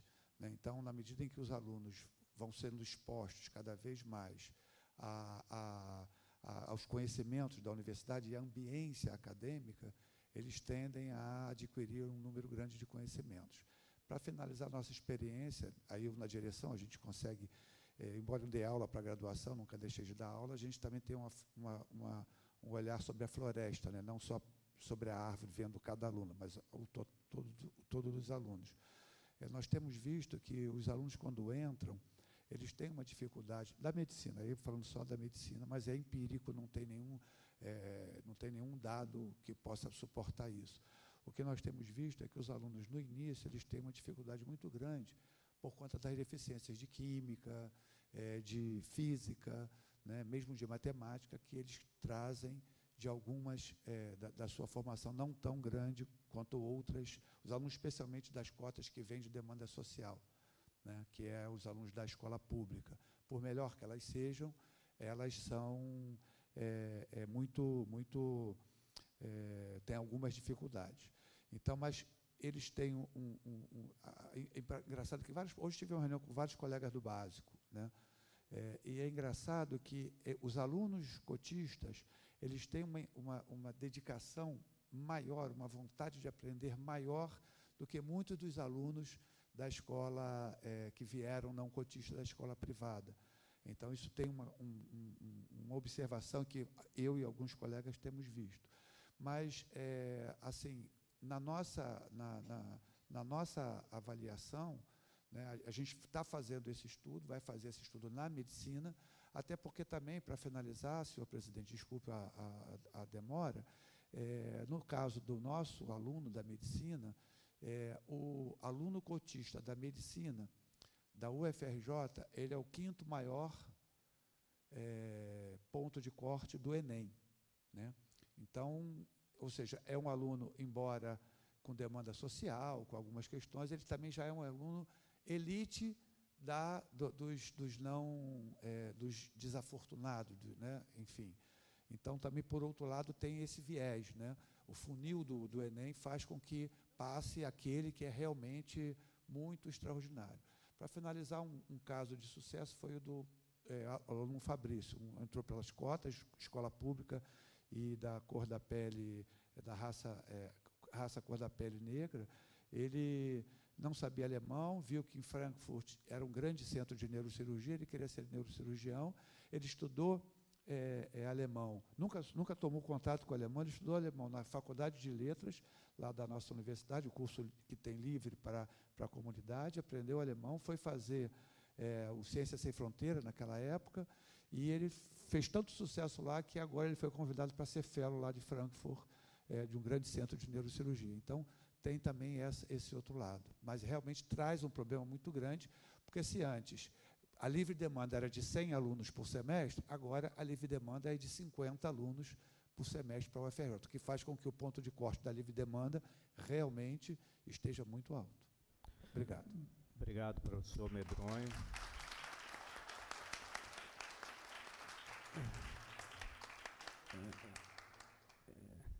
Vamos passar a palavra agora ao acadêmico, secretário-geral, José Galvão Alves. Excelentíssimo senhor presidente, meus caros secretários, meus queridos acadêmicos, minhas queridas acadêmicas, senhores convidados. Muito boa tarde e boa noite. Esse simpósio mostra um pouco da integração da diretoria da academia. Por quê? Porque hoje eu coordeno a agenda da academia. Hoje seria o dia de uma sessão de inovações. E seria um dia que foi cedido pelo professor Silvano Raia e Francisco Sampaio para que nós fizéssemos esse simpósio de universidades públicas e o futuro da saúde. É muito difícil, eu já fui 2 vezes secretário-geral, é muito difícil compor os temas da academia, muito difícil. Até porque nós somos heterogêneos, por natureza, né? Por especialidades, por exercício de funções profissionais diferentes, nós somos heterogêneos. O que nós não podemos ser é insensíveis às desigualdades sociais do nosso país. Isso sim, talvez esse fosse o tema maior a ser discutido durante alguns anos, até décadas, nessa academia. Como é que nós somos os acadêmicos, os referências, se nós não lutarmos o possível, só o possível, não o impossível, para igualarmos mais essa nação? Também não podemos igualá-la sem qualidade. Na parte do ensino, bem enfocado pelo acadêmico Raul Kutait, nós já fizemos aqui simpósio, o próprio Raul esteve aqui anteriormente, sobre ensino também. O que é importante nisso tudo? O importante é a quantidade ou é a qualidade? O ideal é a qualidade com quantidade. Mas isso é muito difícil em qualquer país do mundo, nos mais ricos até. O que nós temos que fazer é pegar os temas fundamentais da nação e discutir com um número grande de acadêmicos e pedir ajuda das pessoas que realmente entendem dos assuntos e usar talvez a força que tem a academia, se é que tem tanto, se é que ainda tem, né, para que essa força possa atingir o ideal para o nosso povo. O ideal para nós já alcançamos. Eu saí em 1969 de uma cidade do interior e vim morar na Rua da Lapa. Eu já atingi tudo. Eu tenho de sobra, eu tenho que agradecer só. Mas eu não posso só agradecer, eu tenho que doar um pouco. E eu luto por uma Santa Casa até hoje, estou lá, hoje de manhã, fui lá, tentando reerguer uma Santa Casa, porque ela atende a um povo que não pode ir ao Samaritano, eu vou colocar em ordem cronológica, a Procardíaca, a Copstar, embora o ideal que fosse, que pudesse ir, né? Então, isso nós temos que fazer com um pensamento livre, quer dizer, não é com o pensamento do ideal político, não é esse, é com o ideal humano, é com o ideal humanístico, e é por isso que nós somos médicos. Então, nós temos que analisar onde é que estão os erros, sem viés. É analisar o erro. É possível mudar o erro? Eu não estou procurando os culpados, já aconteceu. Eu quero consertar a coisa. Então, nós temos que nos unir.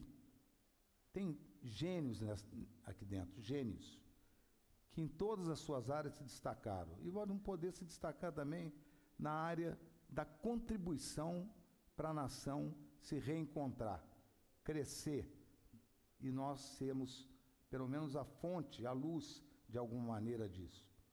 O resto, nós vamos levar para nossas vidas pessoais, para os nossos sonhos, pesadelos e dificuldades. O resto é individual.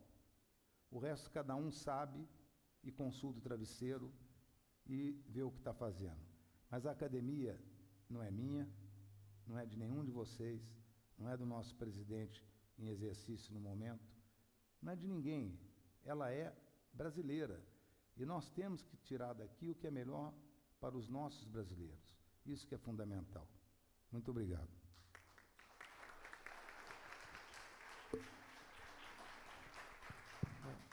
Acadêmico Aderbal Sabrá.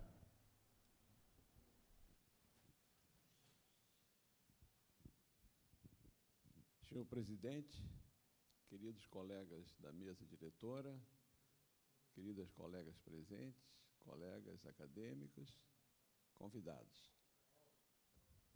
A nossa reunião de hoje, com excelentes apresentações, precisava ter um capítulo mais voltado para as escolas particulares. A própria apresentação do querido colega Kutait mostrou que hoje nós temos mais escolas particulares do que escolas públicas. E essa academia não pode se furtar à necessidade de que sobre essas escolas seja feita alguma coisa para que elas não fiquem à margem da formação de bons médicos. Nós temos em escolas públicas um contingente excepcional de docentes. Quer dizer, qual é a vocação da UFRJ no Rio de Janeiro? Qual é a vocação da UF? Qual é a vocação da UERJ, da Unirio?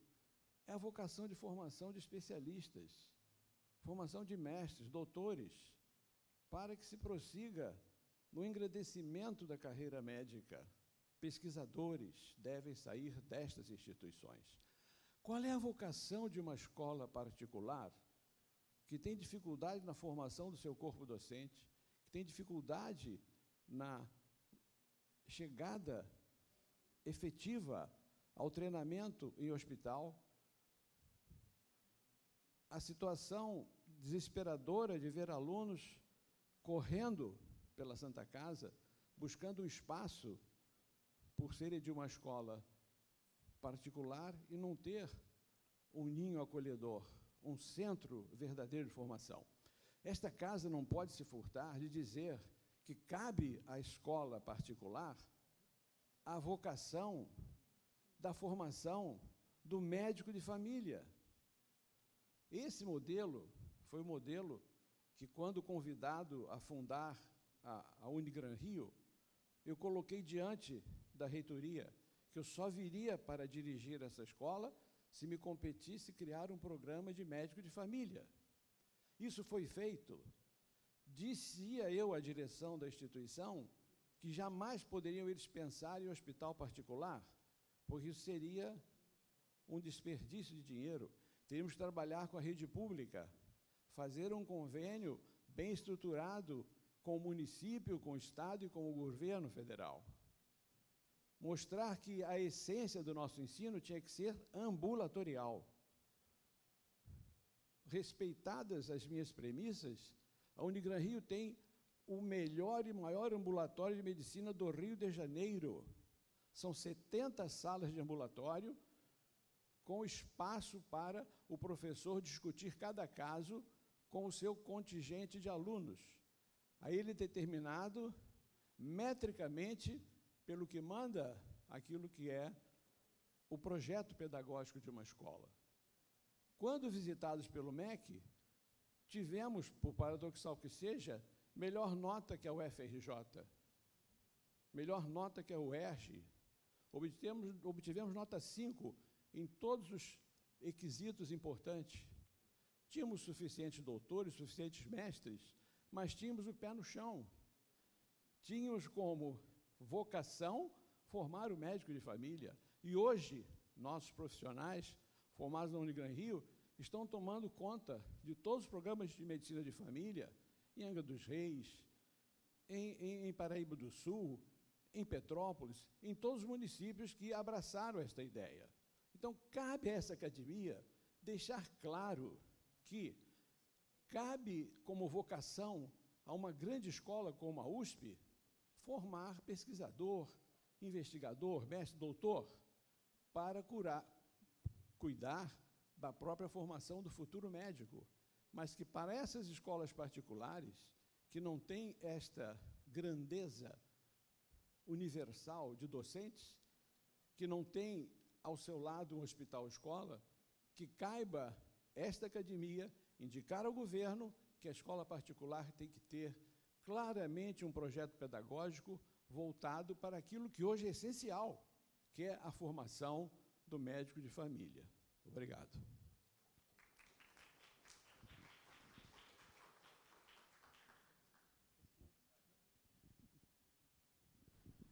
Sabra, excelente a sua intervenção, porque eu comentei rapidamente na minha apresentação do perfil do médico a ser formado e mostrei os pré-requisitos da Clínica Maio, né?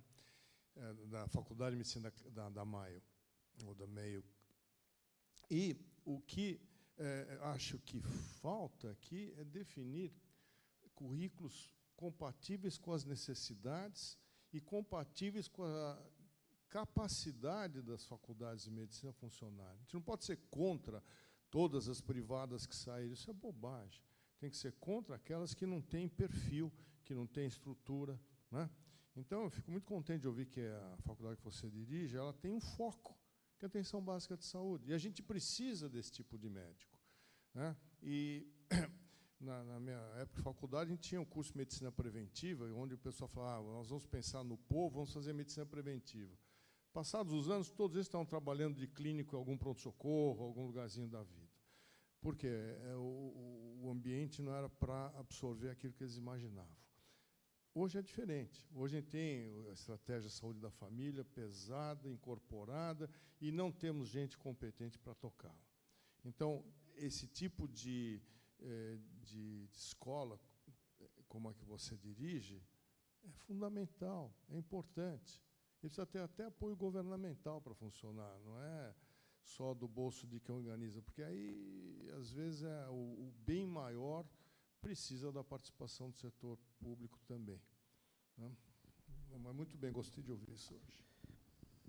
Nós estamos com o horário um pouco avançado, mas ainda temos alguns acadêmicos inscritos, então eu vou pedir a todos que sejam breves e lembrar que nós vamos continuar com esse debate após o lanche acadêmico. Após o lanche acadêmico, nós teremos a apresentação do acadêmico Marcelo Morales, falando de saúde, ciência e tecnologia, diagnóstico, propostas e soluções no cenário atual de contingenciamentos, mas vou passar a palavra a todos que estão inscritos. No momento, não vou aceitar mais inscrições devido ao horário. Então, acadêmico Gerson Lima.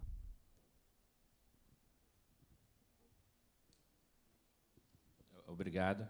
Então, durante a minha apresentação, eu foquei mais na questão estadual. Então, vou abreviar minha intervenção agora. Mais uma vez, parabenizar o Marcelo pelo seu foco, pelos seus dados, né? Eu acho que, aí, olhando de um ponto de vista mais abrangente, mas também dentro do contexto, né, eu tive a oportunidade de, na época que que o presidente foi escolhido e depois o ministro, né, e o plano de ciência e tecnologia, né, e dizer que eu via com muito bons olhos, né, entre outras coisas, diria até que era ambicioso, no sentido de que previa, né, está no plano, né, de chegar até 3% do PIB em investimentos de ciência e tecnologia no final do mandato. Eu, obviamente, não falei que eu achava isso impossível, mas comemorei, né?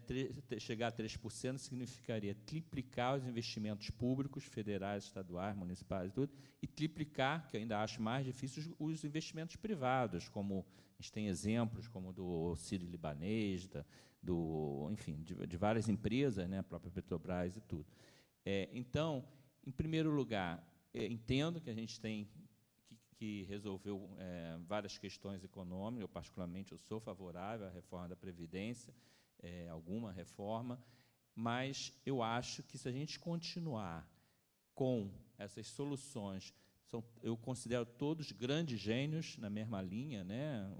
Descobri também que o atual ministro também é um gênio, mas todos os que antecederam, Joaquim Levy, etc., né? Tenho amigos como o próprio várias pessoas do mercado, né? Eles resolvem agudamente. Não há nenhum país desenvolvido que virou desenvolvido com plano econômico. Você vira desenvolvido com tecnologia, inovação, conhecimento. A Coreia não foi graças aos seus planos econômicos que ela virou desenvolvida. Então, se a gente não segurar, mesmo numa época muito difícil, a gente entende as prioridades. Alguns membros do governo que já escreveram sobre isso, né, não vou citar os nomes, mas que, quando estiveram em outras posições, falaram da importância da ciência e tecnologia. Se a gente deixar perder tudo que já foi construído, vai se perder rapidamente e vai ser muito difícil reconstruir. Já se falou aqui, a fuga de cérebros. Não fogem milhões, milhares, fogem os melhores, os que vão eventualmente ganhar um prêmio Nobel lá fora, ou que vai fazer uma grande inovação lá fora. Então, eu acho que esse documento seria importante que tivesse, até baseado num próprio projeto, né, no próprio plano de governo, e que a gente tem mecanismos, acho que aí os mecanismos que o Marcelo falou, a gente tem o Fundo Soberano, o FNDCT, diversos fundos, descontingenciamentos, já que são recursos do próprio privado, e, claro, a gente acredita e a gente trazer os investimentos de fora para fazer as cooperações. Isso não vai ocorrer se a gente decair completamente, ou seja, se a gente, em vez de estar na 13ª, 14ª posição, começar a passar para a 15ª, 20ª, vamos virar um país de 2ª, 3ª, 4ª categoria, que, ao contrário do que China e Índia estão fazendo, com todos os problemas que esses países que são do BRICS têm. Então, eu acho que baseado na própria letra que está lá do plano de governo, é importante, que não é que primeiro uma coisa, depois outra, é que se a gente deixar esse motor da ciência quebrar de vez, depois consertar vai ser muito difícil. Obrigado. Acadêmico Carlos Brandão.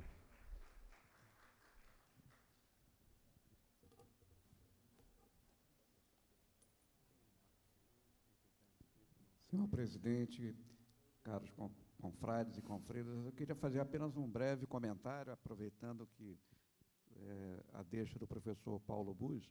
Ele fez ali uma observação que eu achei interessante e que, na realidade, é a importância de que todos nós privilegiemos o sistema básico de saúde, de atenção básica de saúde, a medicina de saúde familiar, a comunitária, e que nenhum de nós frequenta esse sistema básico de saúde, que normalmente quem frequenta esse sistema básico de saúde são os nossos servidores, os nossos empregados.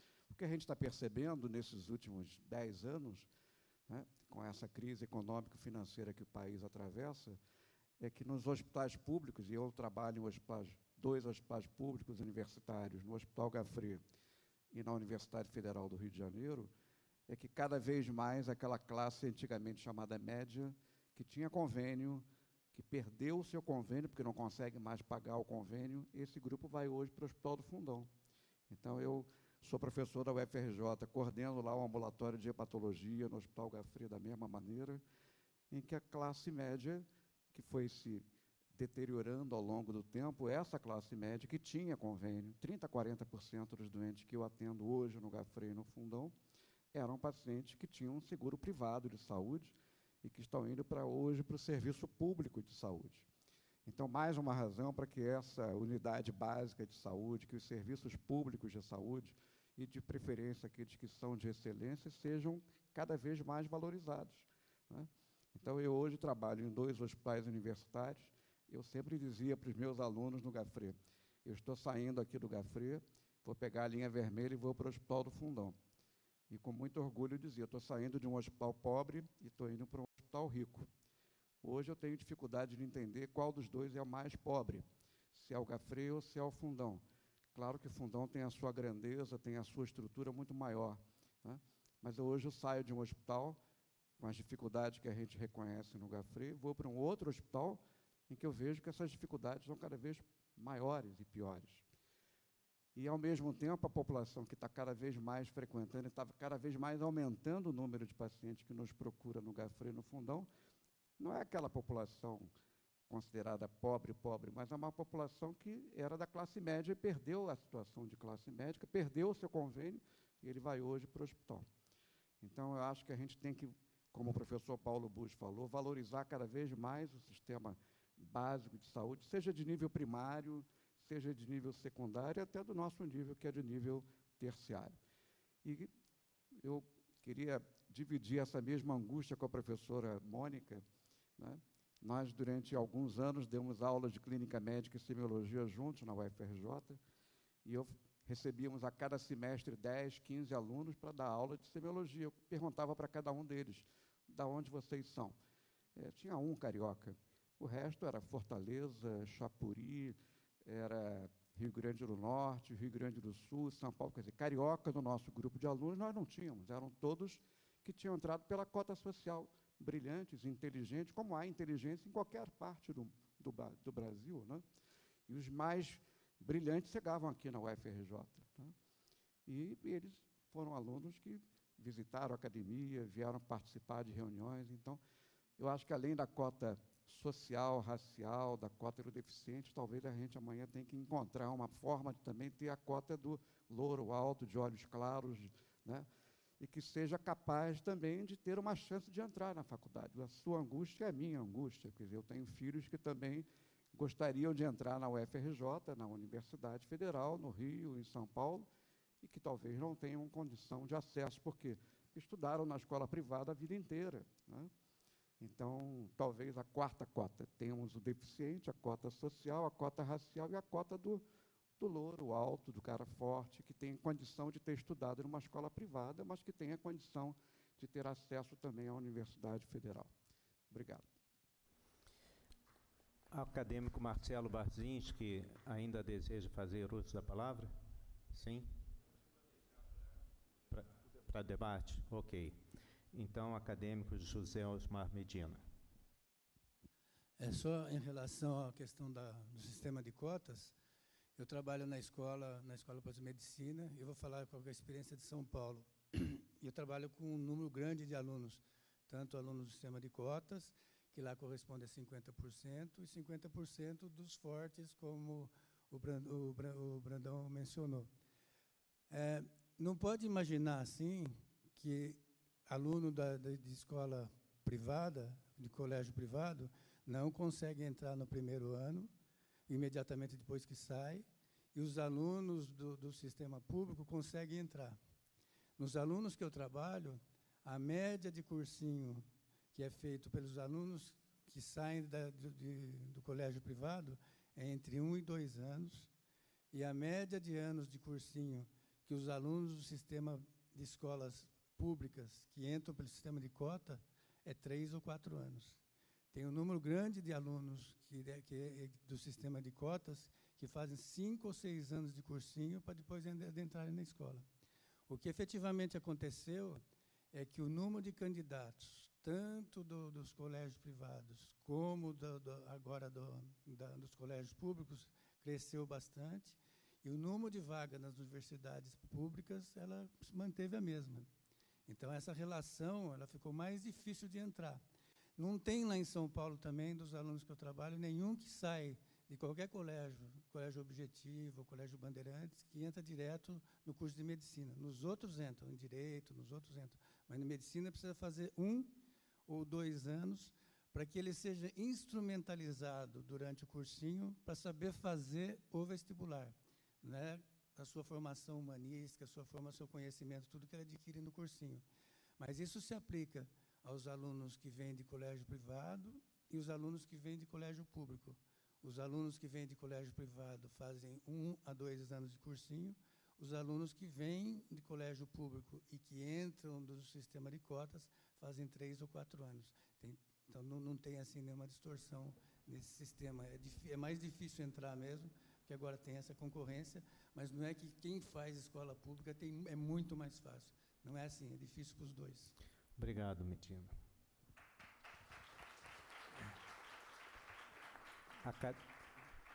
Acadêmica Eliette Bosquelar.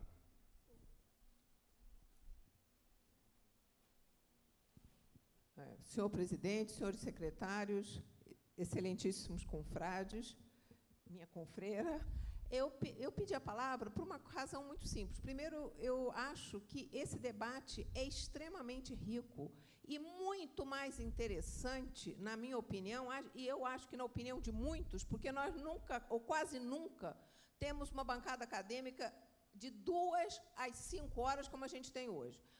Quando a gente tem simpósio, começa às 2, a gente dá graças a Deus se tem meia dúzia de acadêmicos aqui. Então, eu acho que isto é um sinal muito importante para a academia perceber que é tão importante quanto a gente ter as conferências, ou talvez até mais importante, a gente ter debates sobre as situações, porque aqui, hoje, nós levantamos vários pontos importantes. Por exemplo, a discussão de escolas privadas, a discussão de cotas, a discussão de como é que a gente vai funcionar sobre o ponto de ciência e tecnologia, e tudo isso se juntou porque dificilmente a Academia Nacional de Medicina faz debates que não sejam sobre temas científicos específicos e que, obviamente, têm um interesse muito menor.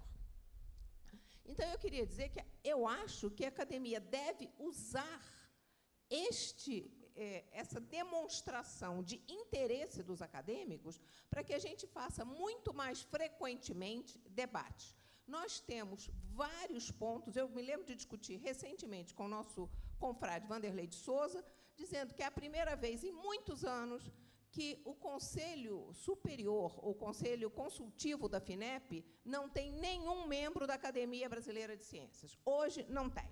Então, tudo isso tem que ser discutido, tudo isso tem que ser visto, e eu acho que a gente, se nós quisermos redigir um documento que seja importante, a gente não pode juntar todos esses assuntos nesse mesmo documento. Nós precisamos de vários documentos, temáticos, não temáticos, com a ajuda de fora, sem a ajuda de fora, mas, enfim, a gente precisa produzir documentos que sejam importantes para a saúde, para a ciência e para a tecnologia desse país.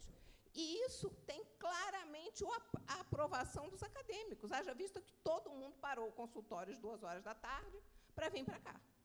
Então, acho que a gente tem que pensar nisso na diretoria e pensar em como a gente pode usar isto para que a gente produza protagonismo junto ao governo. Com relação às cotas, eu queria dizer, respondendo à Mônica, com relação ao ERJ, os alunos cotistas são ótimos, porque eles se dedicam muito mais e, ao final de 1, 2 anos, eles têm mais ou menos o mesmo nível que os outros alunos.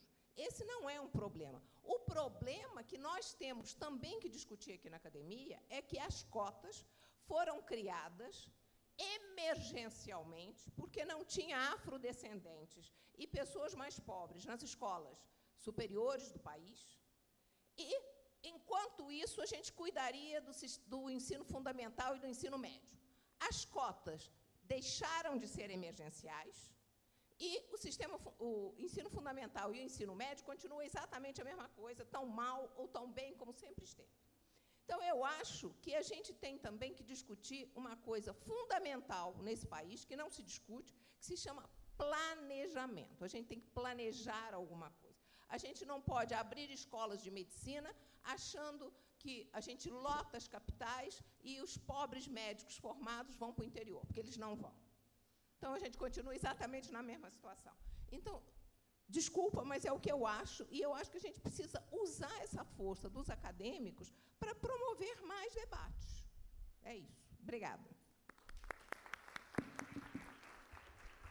Não há o que pedir desculpas, e isso ficou evidenciado pela participação, presença de todos, pelo avançado do horário, e eu já estou ansioso para voltar às 18 horas e continuar com esse debate, essas apresentações. Antes de interromper, eu quero dar um pequeno aviso, que amanhã, das 18h30 às 19h30, o Cristo Redentor estará iluminado pela cor lilás, para chamar a atenção para o dia de conscientização sobre a esquizofrenia. Então, vamos agora ao lanche acadêmico e voltamos às 18 horas. Obrigado.